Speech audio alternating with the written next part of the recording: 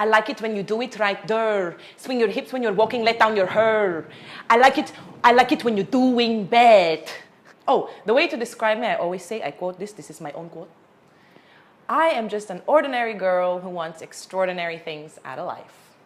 That's me. Okay, well, I never really found it unique because it's just the way I grew up. But the more people I talk to, they find it interesting. I've always been a gypsy. My parents always kind of moved around. I'm what you call a third culture kid, you know, half Swiss, half Filipino, but growing up in another culture. So a bit of a mutt and a confused individual.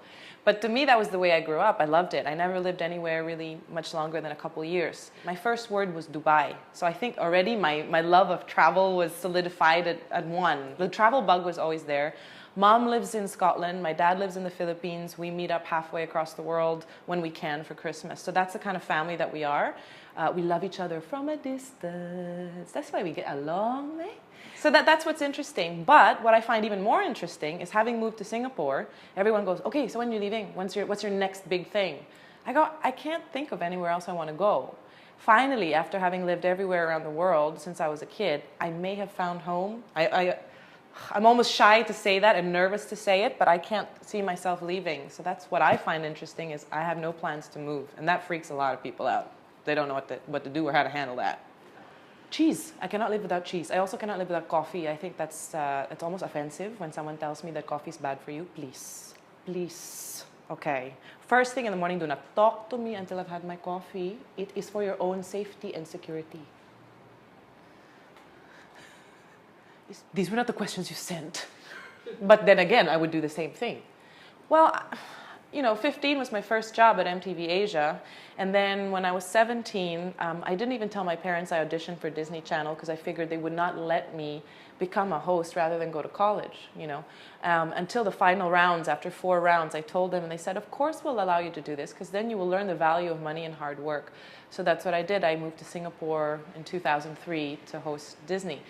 And that's when I realized I want to take TV seriously. I want to learn how to shoot, write, produce, edit. So I went to college in Boston, Emerson College, best school. So it was always TV related, except for 2 years in New York City when I worked at the United Nations headquarters. So UN was quite cool. You know, it was aligned with what I thought I wanted to do when I was younger, humanitarian work. Got to travel and go on missions. Mission really means when you leave the country to do something somewhere else. They just call it mission. My mission to Italy.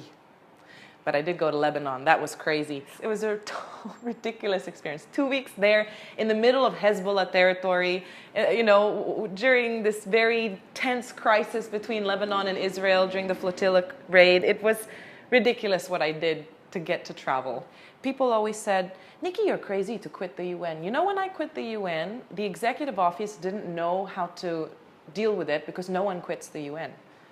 It took 2 to 3 weeks to file my papers. They're like, why would you leave? In the middle of a financial crisis, you're leaving the UN. I said, no, I'm crazy. I'm totally crazy. I want to go back to Asia. I want to do television again. 5 years later when no one cares what you did 5 years ago.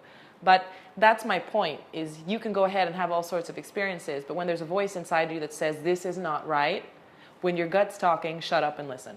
That's what I had to do. Come fly with me, let's fly away. Thank you so much for flying with me. My name is Nikki Muller. Have yourself a brilliant day.